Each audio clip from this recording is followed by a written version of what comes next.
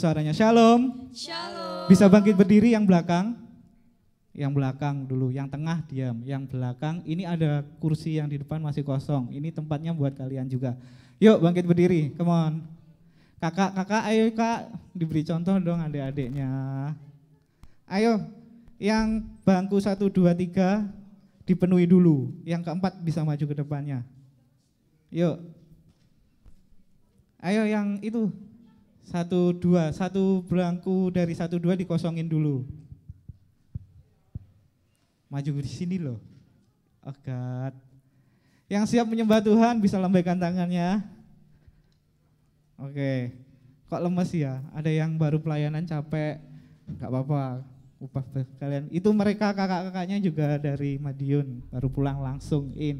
Yang siap menyembah Tuhan, katakan yes. Yes. Belum dengar. Yang siap menyembah Tuhan katakan yeay. Yes. Bangkit berdiri biar semangat, Oke. Oke, semangat ya. Jaraknya itu jauh banget.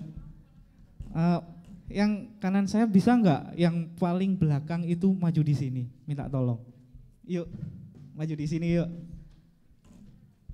Ayo maju. Gak usah malu, ini tempatnya itu loh kayak Tea itu loh sendiri berani di depan. Nanti kakak-kakaknya yang telat biar bisa menempati yang belakang.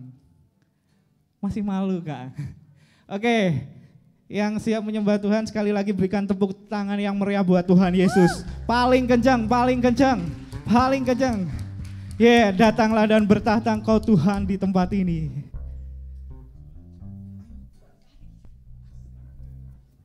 Oke, masih ada kesalahan teknis ya. Oke, kita main game aja dulu. Ya, meskipun kita social distancing, kita mau main game yang mudah. Ini kan sudah terbagi 2. Kita mau kompak tim mana? Tim A atau tim B? Oke, kalian bikin batu kertas gunting diwakilkan. Yuk, bisa salah satu yang tim kanan ke depan? Ayo, siapa yang mau pilih? Ayo kak, pilih salah satu, aku pilih salah sini. Sini siapa? Yang lain, jangan Mbak Lala. Ayo maju. Lah enggak apa-apa maju batu kertas gunting tok. Itu aja, Darren. Ayo Ro, ke depan Ro. Ayo, cowok ambek cowok lho. Batu kertas gunting tok. Batu kertas gunting. Ayo maju batu kertas gunting tok lho. Kan gak ada yang mau loh kak sebelah sini. Ya udah, tarik aja yang mau satu. Ayo. Nah, gitu. Oke ya. Sekarang batu kertas gunting, nanti yang menang duluan harus nyanyi. Misalnya saut-sautan. Di sini aku anak raja, engkau anak raja. Lagu kata terakhir kan raja. Yang sini harus menyambungkan lagu yang awalnya raja atau yang ada rajanya. Oke, batu kertas gunting dulu. Ya, 3, 1, 2, 3 batu kertas gunting. 2, 3. 2. Yuk. Oke, berarti menang kertas ya. Oke, dimulai dari kelompok ini. Silakan berembuk dulu. Ini silakan. Berembuknya nggak usah mepet-mepet. Lagunya disiapkan ya. Kalau nggak gini kan kalian nggak kenal. Ya siap-siap lagunya apa? Ya yuk kalian tolong kamu sini aku sini. Oke. Ayo dirembuk lagunya enaknya apa wale? Apa? Menang.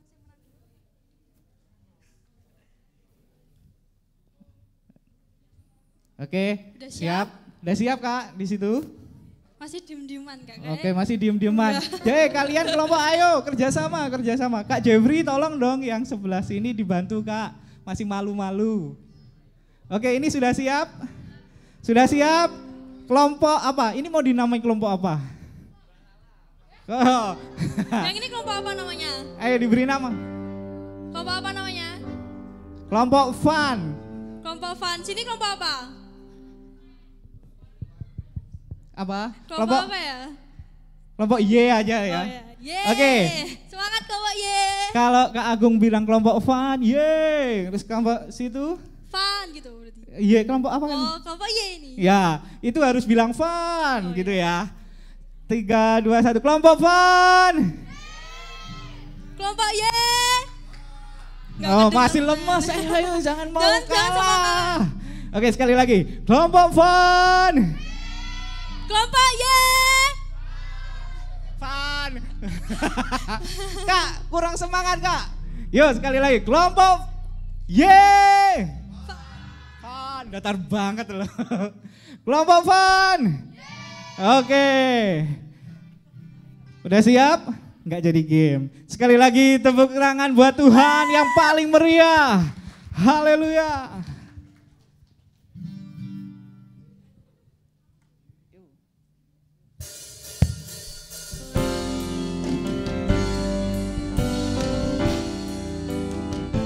Betapa hebat, betapa besar Engkau Tuhan.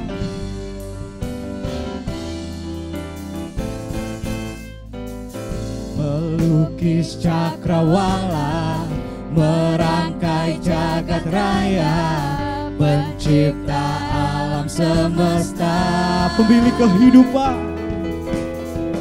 pemilik kehidupan yang sanggup menyelamatkan. Kala jalan kebenaran.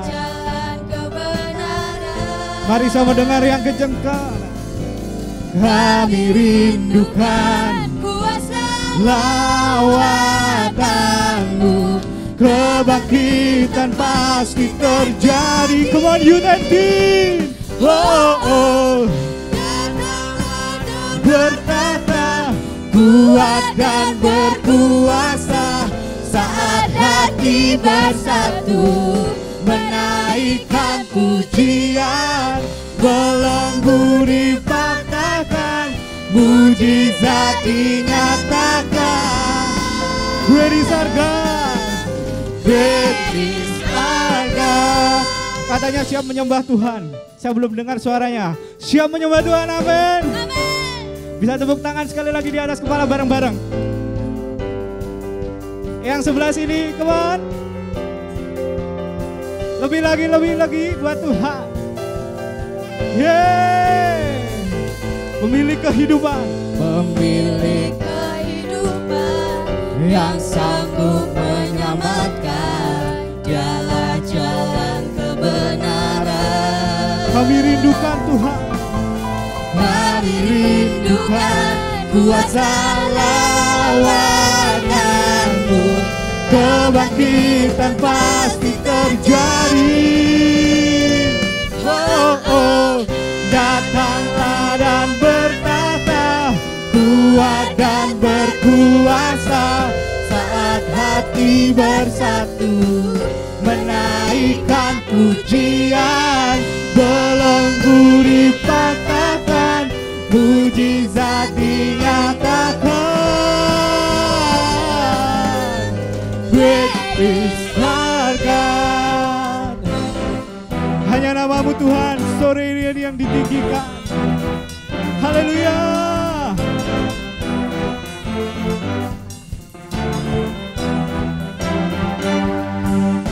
Bareng-bareng katakan, hey. Sekali lagi.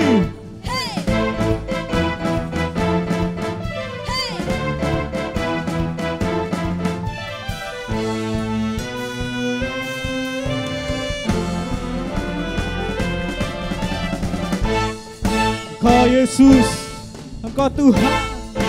Mari yang rindu bersamakan suaramu. Kami rindukan kuasa lawananmu, kebangkitan. Sekali lagi, saya mendengar U10, kami rindukan. Kami rindukan kuasa lawananmu, kebangkitan pasti terjadi. Wow, datanglah dan berkata, kuat dan berkuasa, saat hati bersatu, menaikkan pujian, belenggu dipatahkan, mujizat dinyatakan. Great is our God. Sekali lagi katakan, datang.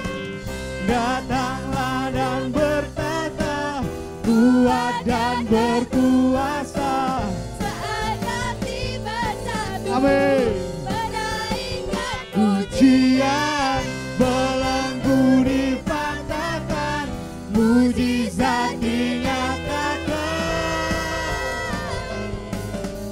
Great is our God, great is our God.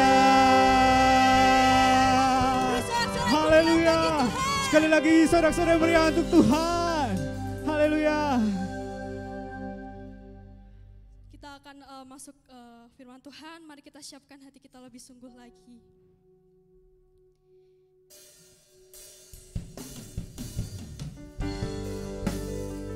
Sebab kami datang untuk memandang kemuliaan-Mu sore hari ini Tuhan.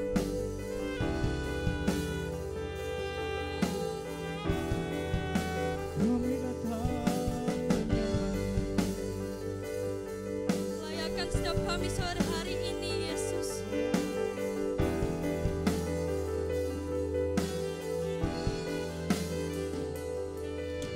Ku pandang kemuliaan-Mu,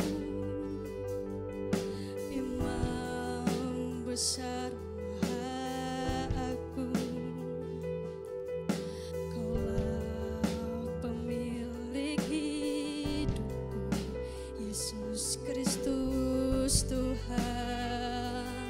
Kami sujud di hadapan-Mu sore hari ini Yesus. Sujud di depan tahta-Mu,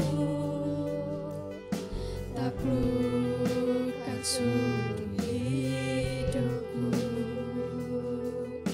Dalam tangan-Mu penebus, Yesus Kristus Tuhan.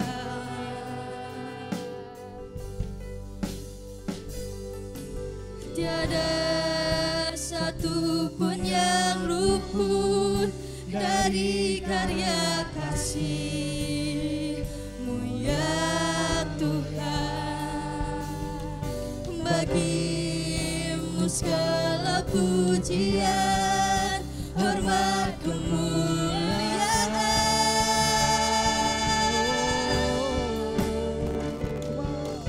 Engkau Tuhan ku tinggikan, yang bangkit dan menang, Yesus Kristus Tuhan.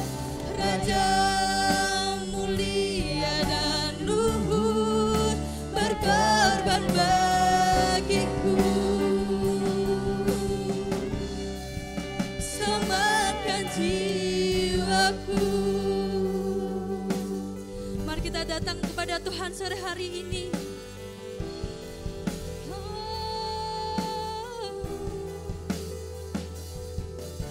Sujud di depan tahta-Mu,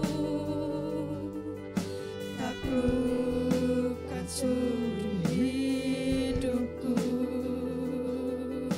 Dalam tangan-Mu penebus, Yesus Kristus Tuhan.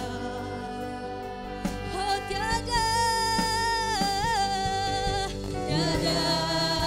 satu pun yang luput dari karya kasih-Mu yang bagi-Mu Tuhan.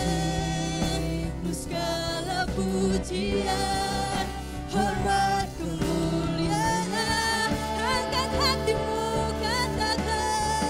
Mari bersama angkat tanganmu. Engkau Tuhan ku tinggikan, yang bangkit dan menang, Yesus Kristus Tuhan.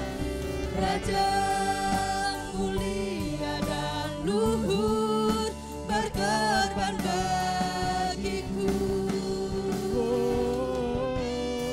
Maka jiwaku memuja, menyembah Sang Raja, Yesus Kristus Tuhan. Kekal sempurna kuasa-Mu, agunglah karya-Mu.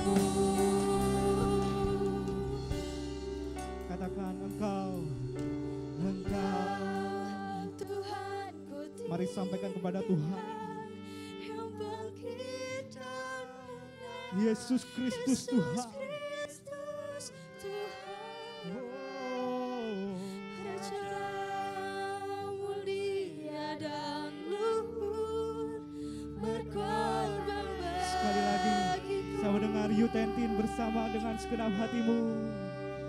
Engkau Tuhan, Engkau Tuhan ku tinggikan, yang bangkit dan menang. Yesus Kristus Tuhan. Raja mulia dan luhur, berkorban lebih lembut lagi kita mau menyembah Tuhan. Sekali lagi, Engkaulah Tuhan, Engkau Tuhan ku tinggikan, Dia bangkit, Yesus Kristus Tuhan. Raja mulia dan luhur, berkorban bagiku.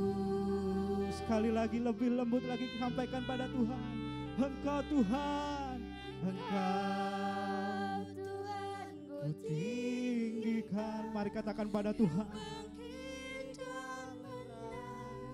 Yesus Kristus, Yesus Raja mulia dan luhur, berkorban bagiku. Engkaulah Tuhan, oh Engkau Tuhan ku tinggikan, yang bangkit dan menang. Yesus Kristus Tuhan, Yesus Raja mulia dan luhur, berkorban. bagiku. Lebih lagi katakan Engkau Tuhan, Engkau Tuhan ku tinggikan, yang bangkit dan menang.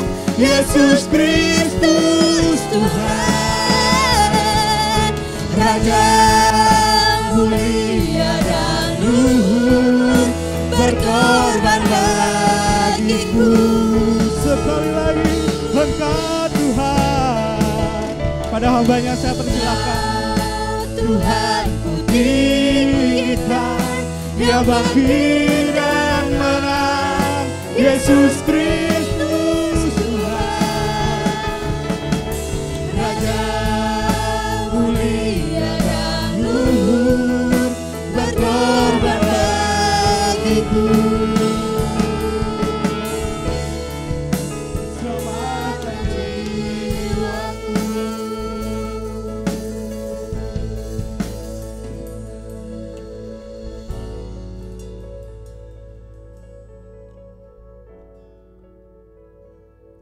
Tuhan Yesus, Engkau adalah Tuhan, Firman yang telah menjadi manusia, mati dan bangkit untuk menebus dosa kami, dan kebangkitan-Mu menjadi jaminan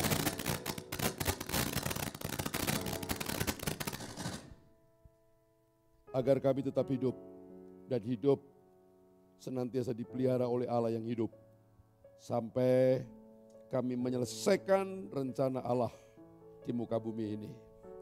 Engkau hadiri bersama kami, urapi kami sehingga kami dapat menangkap pengajaran firman-Mu. Kami siap diberkati di dalam nama Tuhan Yesus Kristus. Haleluya. Amin. Silakan duduk, puji Tuhan.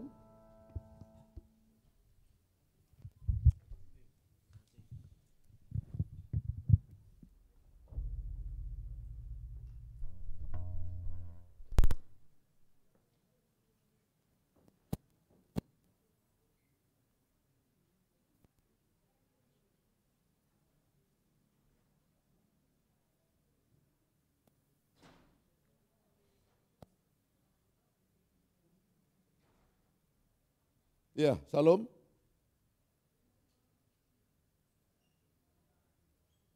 Ada manusianya di sini? Ini manusia bukan? Manusia? Jawab dong. Salam? Gitu.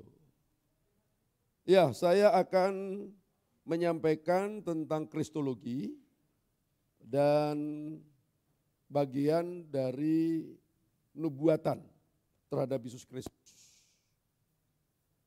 Apa itu nubuatan? Ada yang tahu? Bebas? Apa sinonim kata lain dari nubuatan secara umum? Ya, ada orang yang bilang itu tuh ramalan.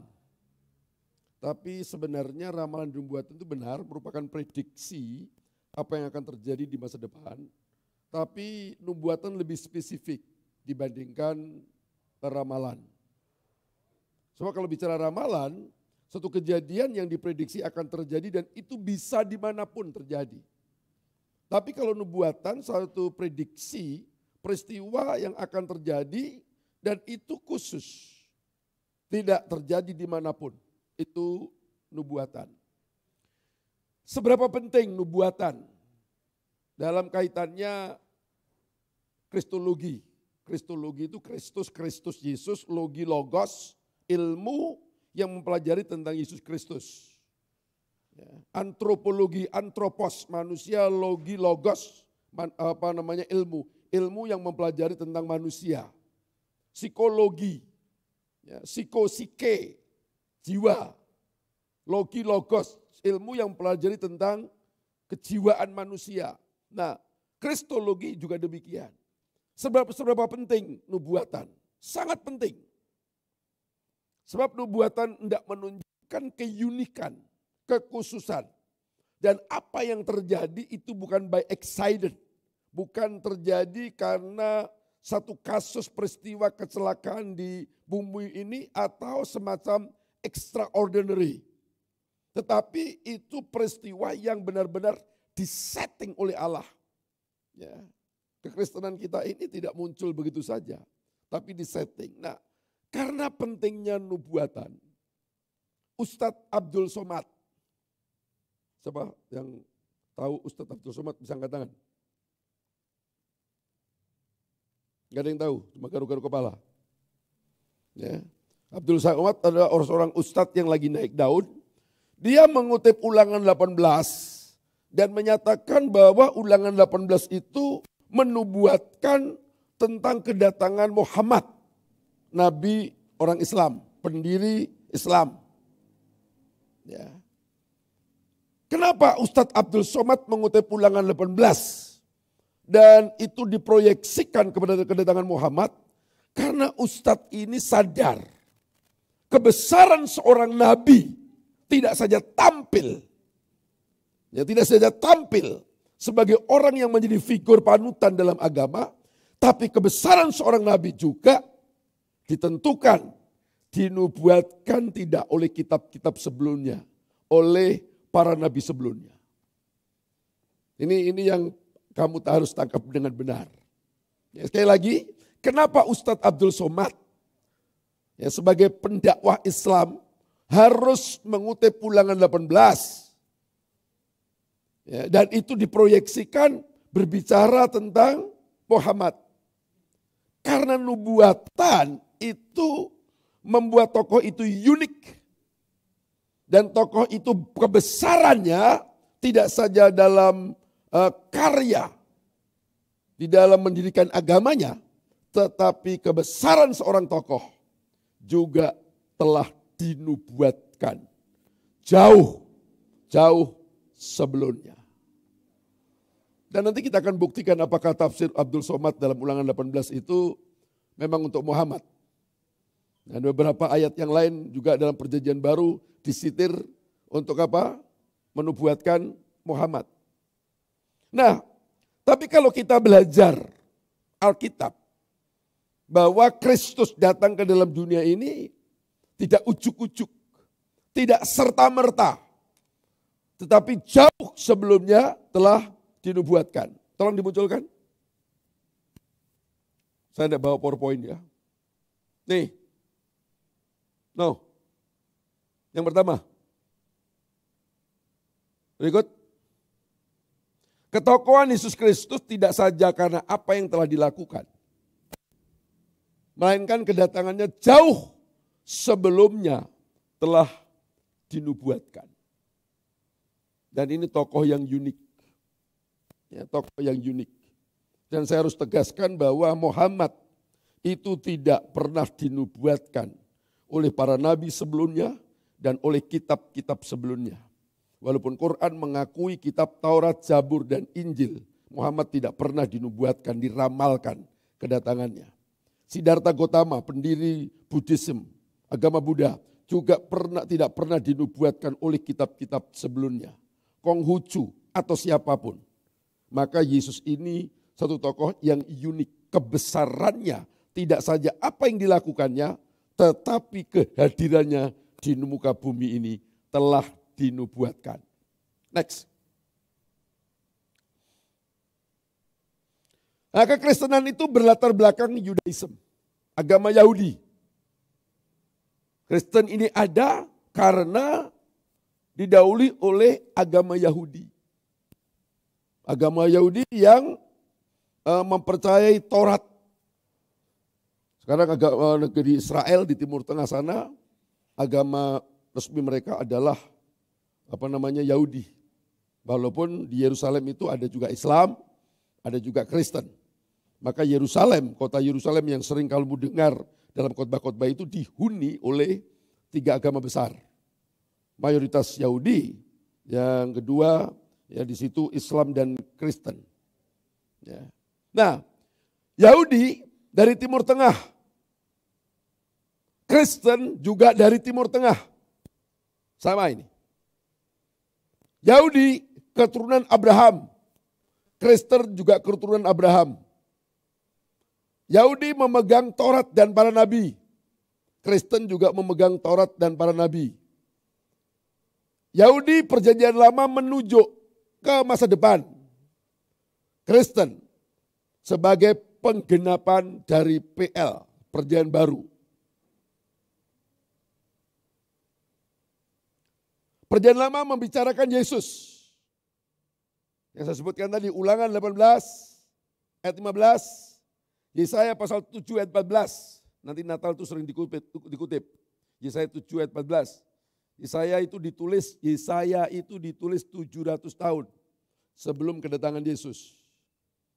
Ya, seringkali kita di kalender itu adalah before Christ, after Christ. Nah, Yesaya hidup 700 tahun sebelum Yesus lahir. Dan Yesaya berkata untuk peristiwa itu kurang lebih 700 tahun. Dalam Yesaya 7 ayat 14, seorang perawan akan mengandung, melahirkan seorang anak laki-laki yang disebut dengan Immanuel. Dan dalam Matius pasal 1 ayat yang ke-23, Immanuel yang disebut dalam Yesaya pasal 7 ayat 14 itu adalah Yesus Kristus. Yesus menyatakan, perjalanan lama bicara tentang dirinya. Yohanes sebagai pembuka jalan untuk Yesus Kristus, sekaligus penutup perjanjian lama. Sudah selayaknya Yesus yang dibukakan jalan dibicarakan dalam perjanjian lama. Ini hubungannya Yahudi dan Kristen. Ya. Walaupun nanti kita lihat dalam sejarah setelah Yahudi, Kristen, lalu muncul Islam. Ya, nabi-nabi yang diakui oleh Yahudi dan Kristen juga diakui oleh siapa? Islam. Ya, karena ini juga dari Timur Tengah sana. Next. Pentingnya nubuatan. Sebelum Yesus hadir di dunia untuk menjadi manusia, telah apa? Dibicarakan menjadi topik pembicaraan dalam perjanjian lama dalam bentuk nubuatan yang saya sampaikan tadi. Ya. Nah, nubuatan di sini menghubungkan masa lalu dengan masa depan. Karena di depan tadi saya katakan perjanjian lama ini bayangan untuk perjanjian baru. Perjanjian lama dari Kejadian sampai Maleakhi 39 kitab itu nubuatannya digenapi dalam perjanjian baru. Dari Matius sampai Wahyu yang ada 27 kitab. Karena dari Kejadian sampai Wahyu itu ada 66 Alkitab. Ya. Jadi itu menghubungkan bagaimana Tuhan merancanakan dunia ini. Yaitu di dalam Alkitab, maka disebut perjanjian lama dan perjanjian baru. Perjanjian lama karena covenant, perjanjian Allah dengan Abraham, dan digenapi melalui saudara dan saya yang disebut gereja Tuhan. Next. Tidak ada nubuatan tentang Yesus Kristus yang tidak digenapi. Ya. Itu luar biasanya karena Kristus telah dirancang kedatangannya dalam dunia ini. Ya. Nah, nubuatan yang digenapi oleh Alkitab, yang dibuatkan oleh Alkitab sampai sekarang adalah kelahiran Kristus, kehidupan Kristus, dan karya Yesus Kristus sampai kebangkitannya. Tapi ada nubuatan yang belum digenapi tentang Yesus Kristus. Apa? Halo? Apa?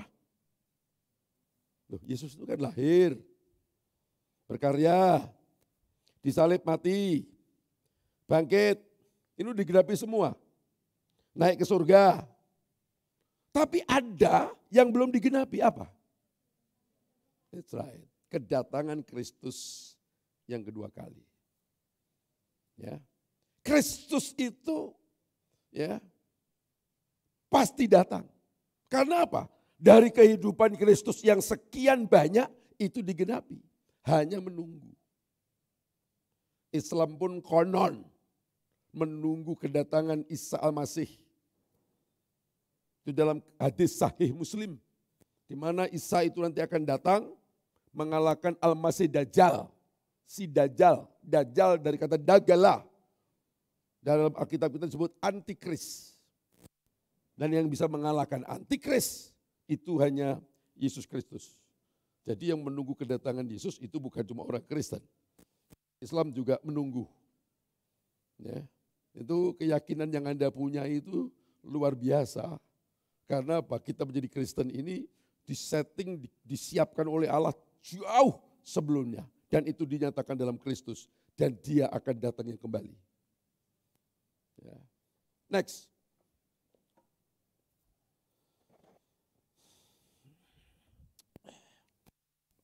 Ini kalau ditaruh begini, dijepit sama mimbar, terus ditaruh di belakang karpet begini. Ya. Terus sampai sana. Supaya enggak apa? Enggak kesandung. Oh. Nah, ini seringkali dipersoalkan. Para sejarawan selama ini telah terjebak dalam perdebatan apa? Ayam dan telur. Dan itu banyak panjang. Ya. Mana lebih dulu? Telur atau ayam? Sungguh ya guyu ini. Tahu telur? Telur indok. Mana lebih dulu? Telur atau ayam? Kenapa wel kok ayam? Ojo ngawur gitu. Harus ada argumennya apa?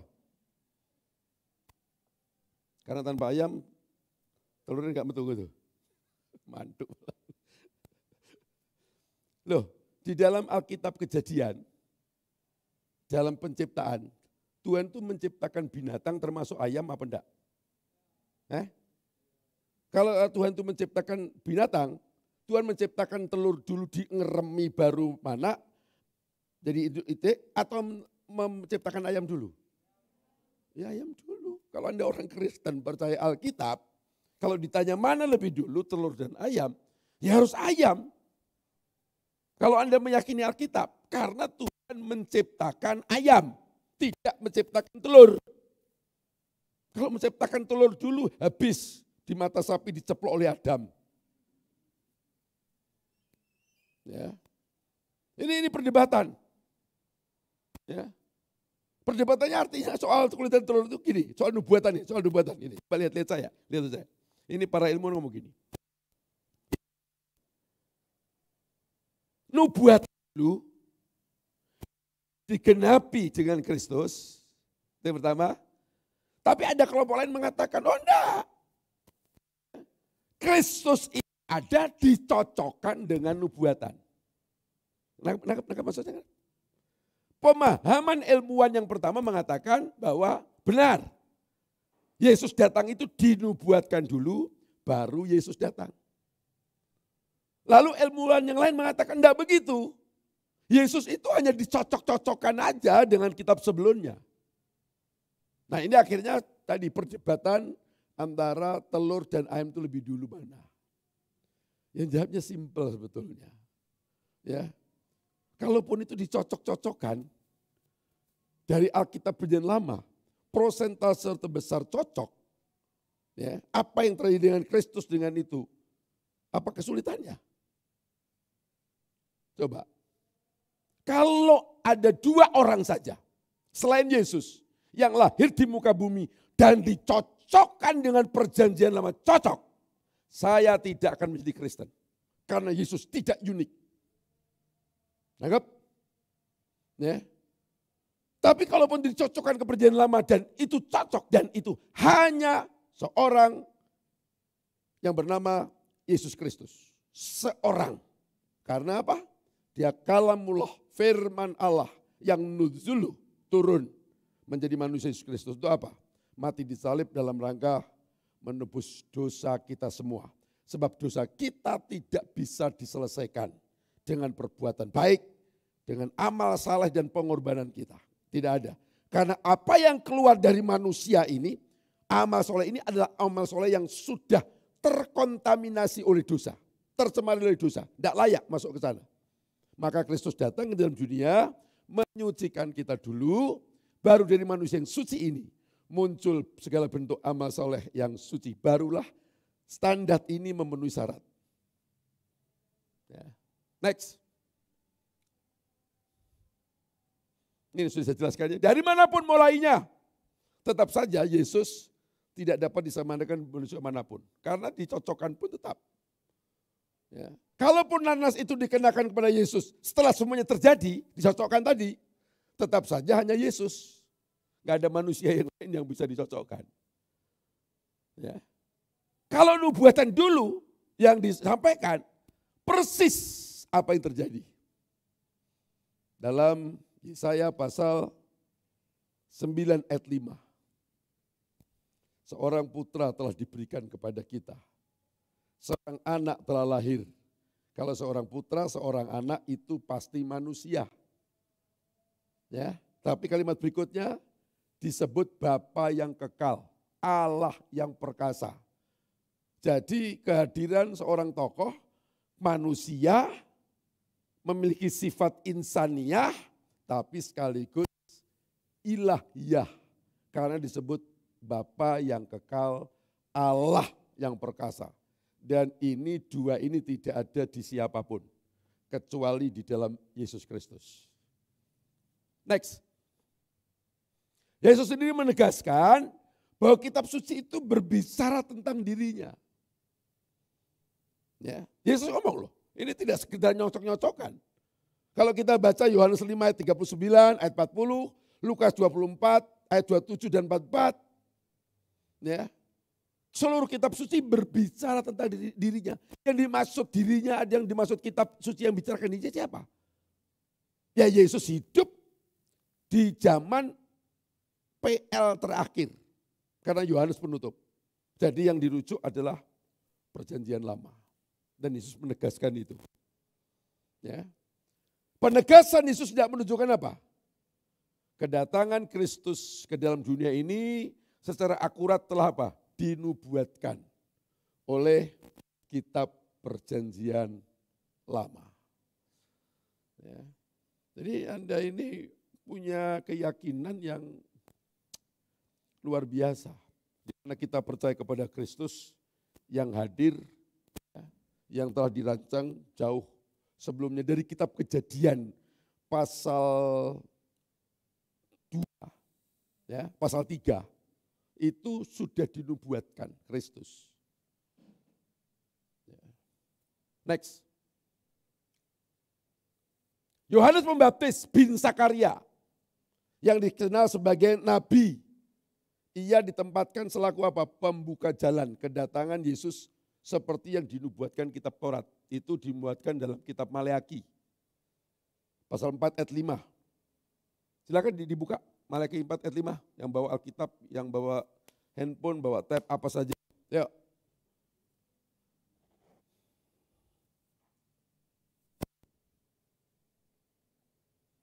Maliaki 4 ayat 5.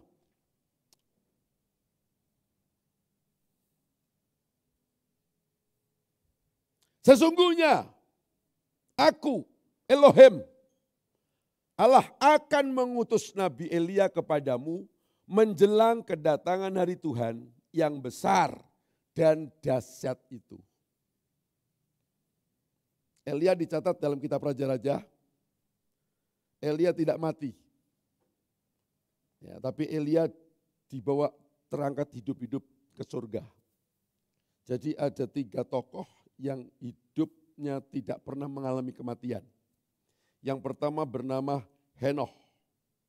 Henoh tidak mati, tapi dia diangkat oleh Tuhan ke surga. Yang kedua Elia. Ya, dia tidak mati, terangkat ke surga. Yang ketiga Yesus Kristus terangkat ke surga. Ya, yang keempat nanti siapa? Yang keempat siapa? Tidak percaya ini, tidak akan terangkat. Alkitab mengatakan gerejanya yang akan terangkat. Orang yang percaya.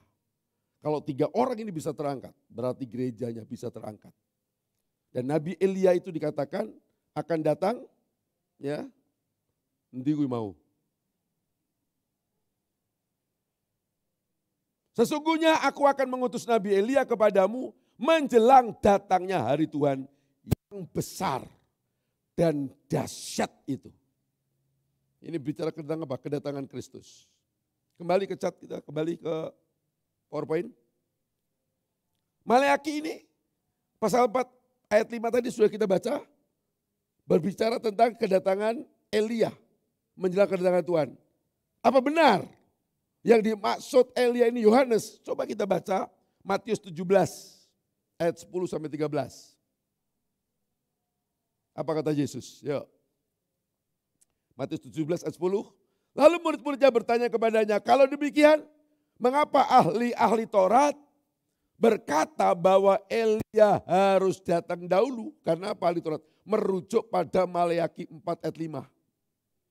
Ayat 11, jawab Yesus, memang Elia akan datang untuk memulihkan segala sesuatu. Jadi Tuhan menegaskan betul. Kitab Maleaki itu benar. Oke, berikut. Dan aku berkata kepadamu, Elia sudah datang. Tetapi orang tidak mengenal dia dan memperlakukannya menurut kehendak mereka. Demikian juga anak manusia akan menderita oleh mereka. Jadi Maleaki itu sudah digenapi, kata Yesus sudah datang. Berikut. Pada waktu itu mengertilah murid-murid Yesus bahwa ia berbicara tentang siapa? Yohanes Pembaptis. Ya. Jadi kitab Maleaki berkata, Elia itu akan datang. Dan Elia itu datang hadir. Ya. Jadi seperti perbuatan tadi, Yohanes Pembaptis. Untuk apa? Mengakhiri hukum Taurat dan membuka jalan kedatangan Yesus Kristus. Saya senang itu perkataan begini. Ini Yesus yang ngomong. Ngomong apa? Coba nih. Tidak ada orang yang dikategorikan besar yang pernah lahir di muka bumi ini kecuali Yohanes Pembaptis. Coba, kamu kenal Nabi siapa? Abraham? Siapa lagi? Nabi-nabi ada sebutkan. Ya. Yang pernah lahir di muka bumi, tidak ada yang lebih besar yang bisa mengalahkan Yohanes. Kenapa? Kok Yohanes dianggap paling besar? Karena Yohanes kedatangannya membuka jalan Yesus Kristus. Kalau nabi-nabi yang lain ngomong akan datang. Tapi Yohanes membuka jalan. Tetapi ngomong apa? Tetapi walaupun Yohanes itu orang yang paling besar dibandingkan nabi-nabi yang lain, dia paling terkecil di kerajaan surga. Bisa tangkap? Pertanyaannya, kenapa terkecil? Kenapa yang terkecil? Anda saya beritahu. Karena Anda lebih besar dibandingkan Yohanes Pembaptis. Halo? Loh, ini Yohanes membuka jalan. Ya, gambar ini mungkin pendekatan ini insya Allah cocok ini. Pernah datang ke perkawinan, kemanten? Pernah? Oke, good. Menurut Anda, di dalam satu pernikahan yang menjadi fokus ya, perhatian orang banyak siapa? Apa? Yang nikah, good. Pengantin, oke, pengantin. Gitu, pengantin. Pengantin itu sebelum masuk, biasanya didahului apa kamu?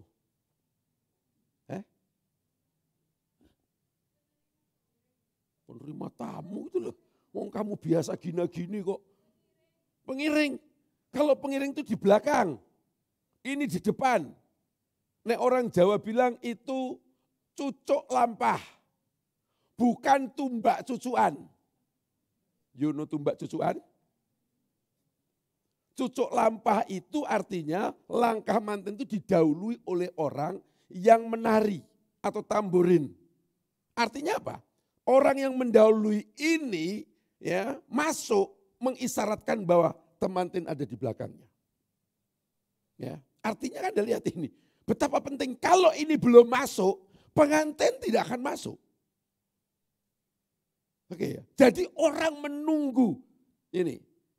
Biasanya kalau di hotel-hotel itu, kalau di sini karena memang jaraknya pendek, biasanya jarak antara pengantin ini dengan penari mendahului itu pendek. Tapi kalau di hotel yang besar biasanya dia akan masuk lebih dulu. Orang kan tahu, mantan sudah datang. Karena ini yang mendahului sudah ada. Ya, sudah ada. Seperti itu. Yohanes Pembaptis seperti itu. Dan kita ini dikatakan Alkitab menjadi mempelai Tuhan. Gereja, kata gereja, ya gereja itu kalau dalam bahasa Yunani menggunakan artikel he, ini definite artikel, eklesia he, penggunaan he itu perempuan. Kalau Kristus ho itu laki-laki. Ya, makanya bahasa Indonesia aja ada beberapa yang menggunakan kata gender. Ya, kalau dalam bahasa Jerman, bahasa Yunani, kursi ini punya jenis kelamin. Ya, punya jenis kelamin. Kalau Indonesia tidak mengenal itu, kecuali ibu pertiwi, ibu kota, ya. Tapi kan nggak ada bapak kota dan bapak, ya, nggak ada itu. Ya, bupati, ya, bapak pati, nggak ada itu. Ya. Nah itu kalau gereja itu perempuan, Kristus, dan makanya Alkitab menganalogikan gereja ini akan menikah, menyatu dengan Kristus. Nah Yohanes Pembaptis itu hanya penunjuk jalan seperti temanten yang baru masuk tadi. Maka dianggap kecil. Begitu manten sudah ada, pertanyaannya kalau manten masuk, ya pertanyaan saya, itu penari yang mendahulunya kemana? Duduk di kursi manten? Enggak tahu entah kemana. Enggak tahu entah kemana, orang enggak perhatikan. Sudah makan capcay di samping. Tapi orang fokus kepada temanten. Itu yang diungkapkan Kristus. Ini luar biasanya. Jadi kalau Anda menjadi Kristen seperti ini, ya, Anda sedang disetting untuk bertemu Kristus mempelai itu. Yohanes Pembaptis itu orang besar, tidak ada nabi-nabi yang sebelumnya dikategorikan besar kecuali Yohanes. Tapi dia yang terkecil di kerajaan Allah. Siapa yang terbesar? Kristus dan mempelainya. Ya. Ini yang dinubuatkan oleh Alkitab. Next. Nah. Kalau apa yang dilakukan oleh Yesus didorong oleh nas-nas Alkitab, itu pun menunjukkan keunikan. Tadi loh, telur sama ayam itu tadi. Ya. Sebab hanya manusia ajaib yang dapat mengatur waktu dan peristiwa yang sama persis dengan apa yang dilakukan. Kalau itu dicocokkan dengan nubuatan tadi. Jadi apakah Yesus itu lahir karena sudah dikatakan Alkitab, atau kelahiran Kristus itu dicocokkan dengan apa yang dikatakan Alkitab. Dua-duanya tetap unik. Ya. Hanya pribadi yang memiliki kekuasaan Allah saja. Ya, yang mendapat apa? Menggerakkan kejadian mengarah kepada dirinya. Itu disebut nubuatan. Ya. Luar biasanya itu seperti itu. Ya. Jadi kita ini sebetulnya belum melihat karya Kristus saja, ya, apa yang terjadi dengan kehidupan Kristus yang kita percayai itu sudah jauh sebelumnya telah dinubuatkan Alkitab. Karena itu keyakinanmu itu keyakinan yang unik, yang khusus. Ya. Dan Anda kalau belajar agama, untuk studi banding agama itu jangan hanya bicara kitab keyakinan, tapi bicara historis, sejarah. Sejarah itu tidak bisa akan dibantah dan tidak bisa akan dihilangkan. Dari sejarah itulah Anda akan tahu, orang Jawa bilang punjernya, pusat keyakinan itu dari mana. Ya. Dan sejarah hubungannya dengan nubuatan para nabi. Ya. Saya berharap Anda bisa menghargai keyakinan Anda. Ya. Dan ini dikatakan oleh Alkitab, dikatakan oleh Kristus sendiri, keyakinan kepercayaan itu. Ya, karena itu bagaimana Anda bisa mempercayai, ya, percaya kepada Kristus yang jauh sebelumnya telah dinubuatkan Alkitab. Next.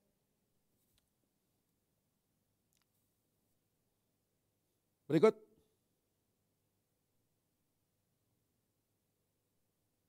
Memang ada nubuatan yang secara cepat dapat diketahui maksudnya. Hanya saja ada yang tidak langsung dapat diketahui maknanya. Ada. Ya, nubuatan-nubuatan sudah digenapi, langsung orang tahu. Ya, apa yang dimaksudkan ini ngerti, tapi ada juga yang tidak dapat dimengerti. Arti nubuatan baru dapat diketahui apa? Setelah mencocokkan kekhususan dari apa yang terjadi dengan apa yang dinubuatkan. Contoh, tadi saya kutip Yesaya 7:14. Seorang perawan akan mengandung, melahirkan seorang anak laki-laki. Itu dalam konteks zaman itu susah dimengerti. Ya. Karena itu bentuk perzinahan dan hukumnya pada waktu itu dirajam batu sampai mati. Dilempari batu sampai mati. Anda boleh lihat di YouTube. Ya. Di agama Timur Tengah sana yang masih memegang agama rajam batu, kalau orang kedapatan berzinah, ya, hubungan seks yang tidak terikat rumah tangga, pernikahan, itu digali lubang, ya, perempuan itu lalu ditanam di situ, ya, ditanam. Dan yang melempar batu itu mamahnya atau ayahnya lebih dulu, dilempar, gitu. Sampai lalu semua orang sampai mati dan dia tidak bisa lari karena ditanam. Ya, itu hukum di sana. Lalu bagaimana menubuatkan seorang perawan, seorang perempuan muda akan mengandung melahirkan seorang anak laki-laki? Itu susah dimengerti. Tetapi setelah terjadi, dalam Matius dikatakan, dalam Matius pasal 2, waktu Maria mengandung, Yusuf malu mau meninggalkan Maria. Tapi malaikat datang, jangan kamu tinggalkan Maria. Karena kandungannya itu karena Roh Kudus, karena Allah sendiri. Ya, itu penggenapan dari nubuatan. Jadi nubuatan yang muncul sulit dipahami. Tetapi setelah terjadi baru bisa dipahami. Ya. Saya kira itu dulu untuk nubuatan. Ya. Kita akan lanjutkan sesi berikutnya. Ya, tolong pemuda dan youth dicatat di bagian akhir supaya besok saya bisa melanjutkan tepat di poin ini. Ya. Tolong didokumentasikan. Ya. Dan diberitahu ke saya kalau waktu saya harus berkhotbah, ya, selesai di poin ini dan saya akan lanjutkan itu. supaya saya tidak bertanya-tanya. Ya. Dan ini ada dari teen ke youth yang baru-baru. Ya. Saya berharap bisa menangkap apa yang saya ajarkan. Tuhan memberkati. Mari kita tunduk kepala kita berdoa. Tuhan Yesus, kami bersyukur kepadamu kalau malam hari ini anak-anakmu teen dan youth boleh duduk untuk mendengarkan firman Allah. Kami bersyukur bahwa kami mempercayai Tuhan yang telah datang ke dalam dunia melalui firman-Nya menjadi manusia Yesus Kristus. Dan kedatangan Yesus Kristus telah diperkatakan oleh para nabi jauh sebelumnya. Dan itu hendak membuktikan apa yang kami percayai bukan karya manusia, bukan sekedar agama yang lahir dalam satu peristiwa di dunia ini, tetapi keyakinan yang diprogram oleh Allah jauh sebelumnya. Karena itu kami tidak akan menukar keyakinan ini untuk perkara-perkara dunia, tapi kami tetap mempercayai Tuhan. Karena apa yang kami percayai adalah Allah yang hidup, yang menyelamatkan, yang memberkati, yang melindungi. Memberkati anak-anak ini dalam studinya, dalam karirnya ke depan, Tuhan berkati. Dan mereka tetap kuat dalam iman, tidak digoyahkan oleh segala bentuk angin pengajaran di luar. Mereka menjadi pribadi-pribadi yang kokoh dan kuat. Dan tidak saja kokoh kuat, tapi mereka juga mampu bersaksi bagaimana mereka diselamatkan. Berkati mereka, kami sudah berdoa dan mengucap syukur dalam nama Tuhan Yesus Kristus. Haleluya. Amin. Tuhan berkati.